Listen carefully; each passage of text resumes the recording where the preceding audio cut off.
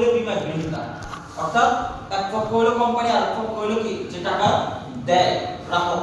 তাহলে এক পক্ষ হলো বীমাকারী যে বীমা করে আর অন্য পক্ষ হলো বীমা গ্রহীতা।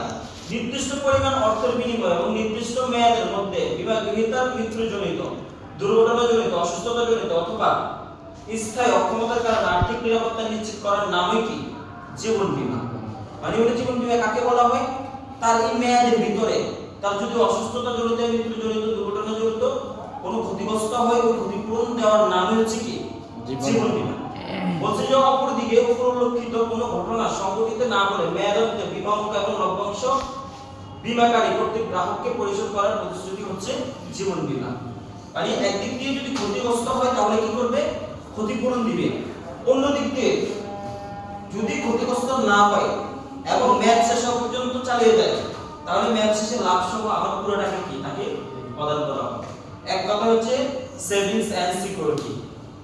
ব্যাংক হচ্ছে শুধু সেভিংস আর ইনস্যুরেন্স হচ্ছে সেভিংস এন্ড সিকিউরিটি। মানে আপনার টাকাও জমা থাকবে, প্রফিট সহ পাবেন এবং আপনাকে কি করবে? অসুস্থতা দুর্ঘটনার সময় কি করবে? ব্যাকআপ দিবে। এখন আসেন সরকার ইন্স্যুরেন্সকে নিয়ে কি কি করতেছে বর্তমান সরকার। আমাদের এখানে অনেকগুলো আমার কাছে নিউজ আছে, আমি আপনাদেরকে প্রয়োজনীয় নিউজগুলো একটু দেখাই। এই যে এটা হচ্ছে যুগান্তর নিউজ। তারা বলতেছে যে এসএসসি পাস ছাড়া বিমা পেশায় ঢোকার পথ বন্ধ। এটা আইন করছে। আগে এসএসসি পাস ছাড়াও কি ইন্স্যুরেন্সে কাজ করা যেত। এরপর আমাদের কোম্পানি অর্জনগুলো এখানে আছে।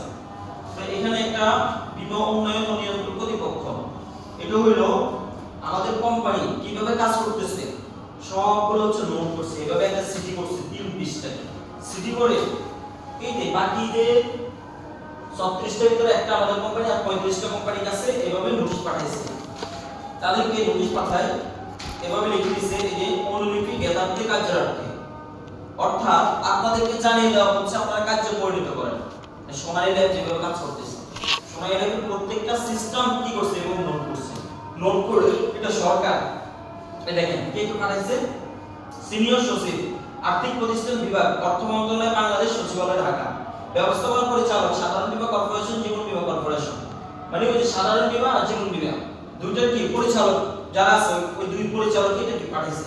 এর মুখ্য নির্বাহী কর্মকর্তা সকল ইন্স্যুরেন্স কোম্পানি, বীমা উন্নয়ন নিয়ন্ত্রণ কর্তৃপক্ষ সকল কর্মকর্তা, এটা প্রত্যেকটা কোম্পানির কাছে পাঠাইছে যে সোনালী মতো করে আপনারা সোনালীকে কি করেন? ফলো করেন। এরপর দেখেন ব্যাংকের চেয়ে বীমা কোম্পানি বেশি শক্তিশালী। আলো আছে দেখেন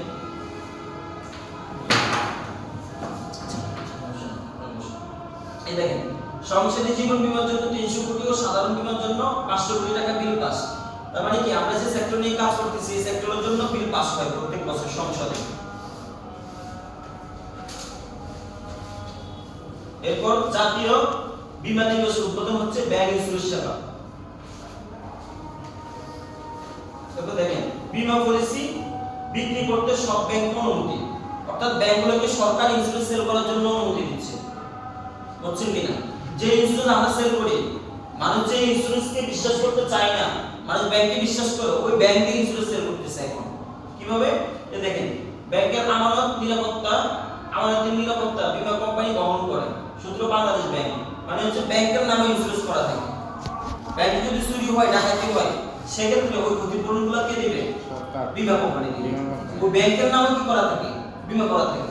আর আপনি ব্যাংকে বিশ্বাস করেন, বীমাকে বিশ্বাস করেন না, অথচ ব্যাংকের নামে কি করা থাকে? বীমা করা থাকে। বলে যে বাংলাদেশ ব্যাংকের নির্দেশনা মোতাবেক গ্রাহকের সকল ধরনের আমানত ডিপোজিট বীমাকৃত। এই ব্যাংকের টাকাগুলো কি বীমা করা। এরপর দেখেন এটা ধরা যায় না।